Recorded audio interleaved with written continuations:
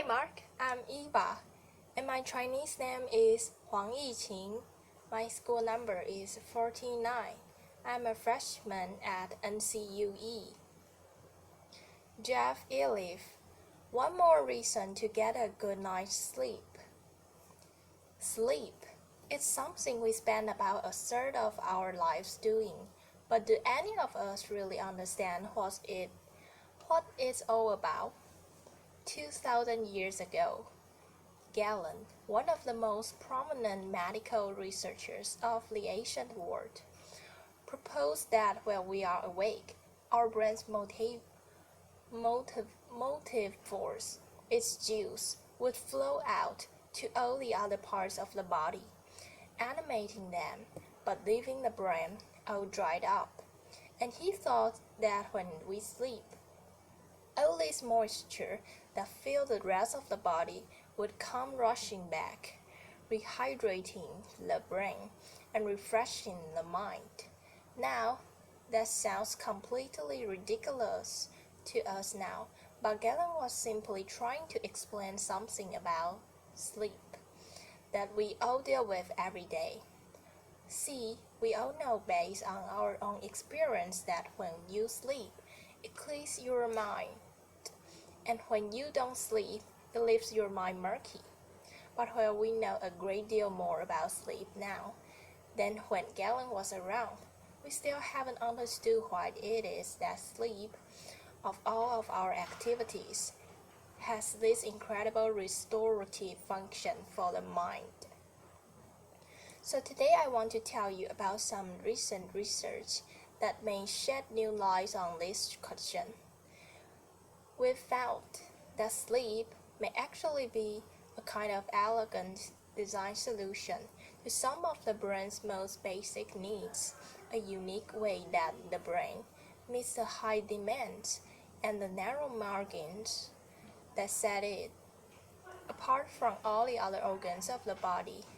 So, almost all the biology that we observe can be thought of as a series of problems and their corresponding solutions.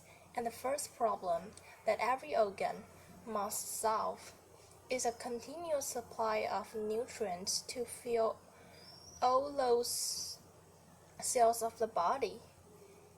In the brain, that is especially critical. Its intense electrical activity uses up a quarter of the body's entire energy supply, even though the brain accounts for only about 2% of the body's mass. So the circulatory system solves the nutrient delivery problem by sending blood vessels to supply nutrients and oxygen to every corner of our body. You can actually see it in this video here.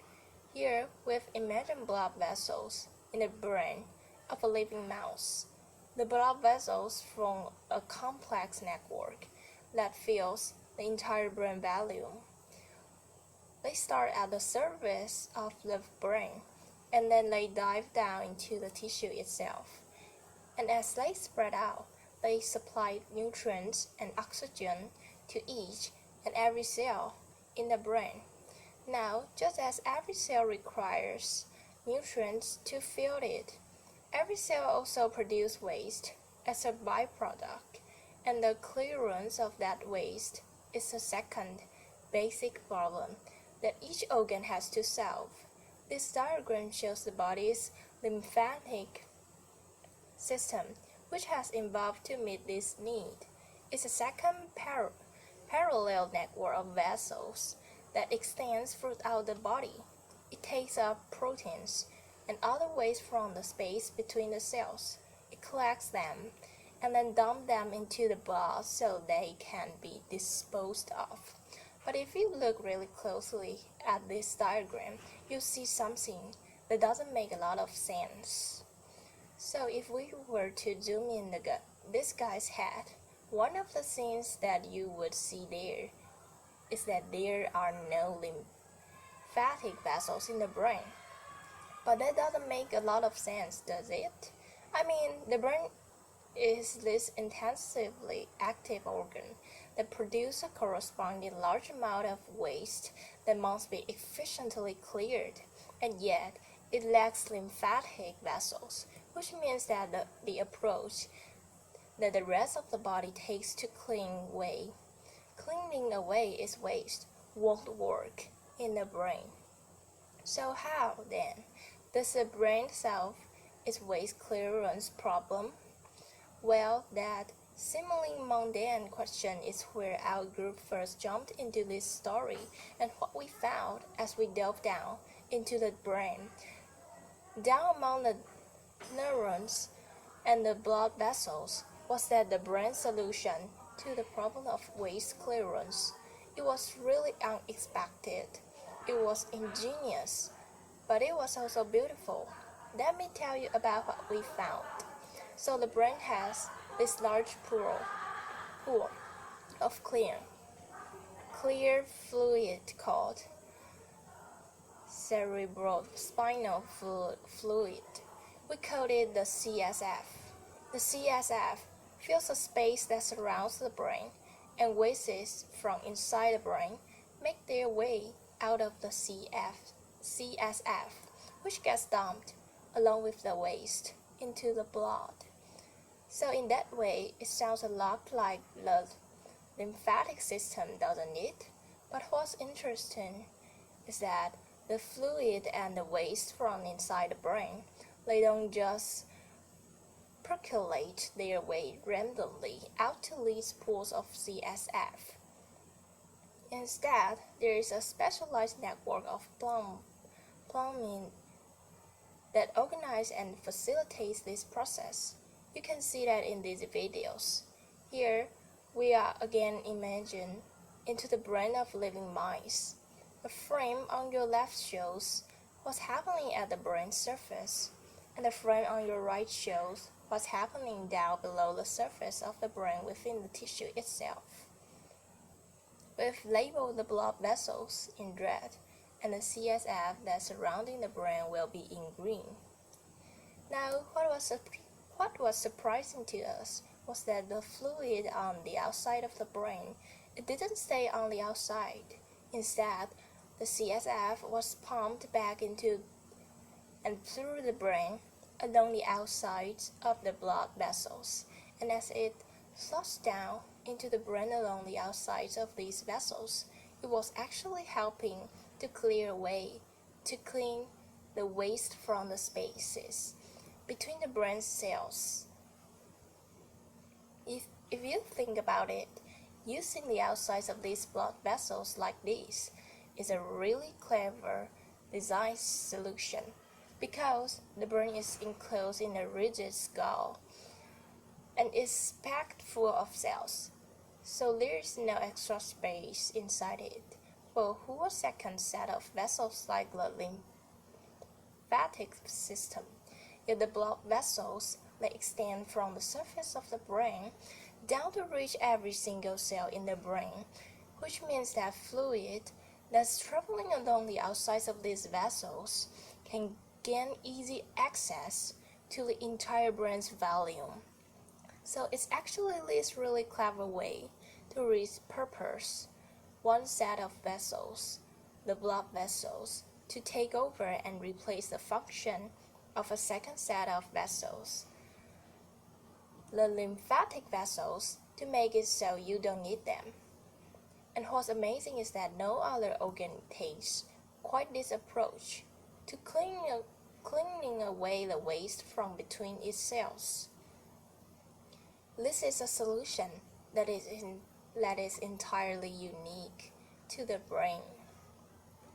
But our most surprising finding was that all of these, everything I just told you about, with all this fluid rushing through the brain, is only happening in a sleeping brain. Here, the video on the left shows how much of the CSF is moving through the brain of a living mouse while it's awake. It's almost nothing.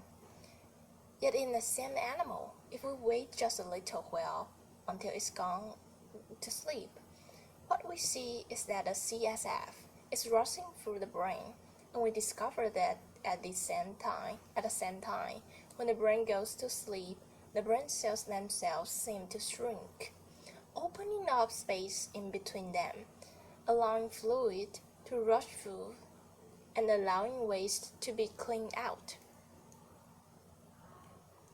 So it seems that Galen may actually have been sort of on the right track when he wrote about fluid rushing through the brain when sleep came on.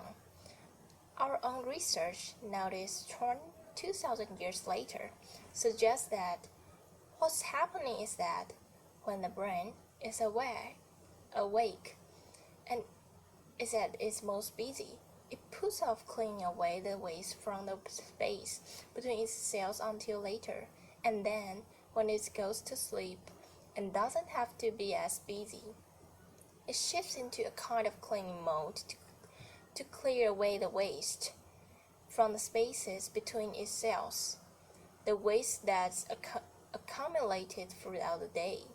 So it's actually a little bit like how you or I would put off our household chores during the work week, when we don't have time to get to it, and then we play catch up on all the cleaning that we have to do when the weekend rolls around. Now, I've just talked a lot about waste clearance, but I haven't been very specific about the kinds of waste that the brain needs to be cleaning during sleep in order to stay healthy. The waste products that these recent studies focused most on is amyloid beta, which is a protein that's made in the brain all the time. My brain's making amyloid beta right now, and so is yours. But in patients with Alzheimer's disease, amyloid beta builds up and aggregates in the space between the brain cells instead of being cleared away like it's supposed to be. And it's this buildup of amyloid beta that's thought to be one of the key steps in the development of that terrible disease. So we measured how fast amyloid beta is cleaned from the brain when it's awake versus when it's asleep. And we found that indeed, the clearance of amyloid beta is much more rapid from a sleeping brain. So if sleep, then, is part of the brain's solution to the problem of waste clearance, then this may dramatically change how we think about the relationship between sleep, amyloid beta, and Alzheimer's disease. A series of recent clinical studies suggests that among patients who haven't yet developed Alzheimer's disease, worsening sleep quality and sleep duration are associated with a greater amount of amyloid beta building up in the brain. And well, it's important to point out that these studies don't prove that lack of sleep or poor sleep cause Alzheimer's disease. They do suggest that the failure of the brain to keep its house clean by cleaning away waste like amyloid beta may contribute to the development of conditions like Alzheimer's. So what this new research tells us then is that the one thing that all of you already knew about sleep, that even Galen understood about sleep, that it refreshes and clears the mind, may actually be a big part of what sleep is all about. See, you and I, we go to sleep every single night, but our brains, they never rest. Where our body is still and our mind is off walking in dreams somewhere, the elegant machinery of the brain is quietly hard at work, cleaning and maintaining this unimaginably complex machine. Like our whole housework is a dirty and a thankless job, but it's also important. In your house, if you stop cleaning your kitchen for a month, your home will become completely unlivable very quickly. But in the brain, the consequences of falling behind may be much greater than the embarrassment of dirty countertops, because when it comes to cleaning the brain, it is the very health and function of the mind and the body that's at stake, which is why understanding these very basic housekeeping functions of the brain today may be critical for preventing and treating diseases of the mind tomorrow. Thank you. Applause.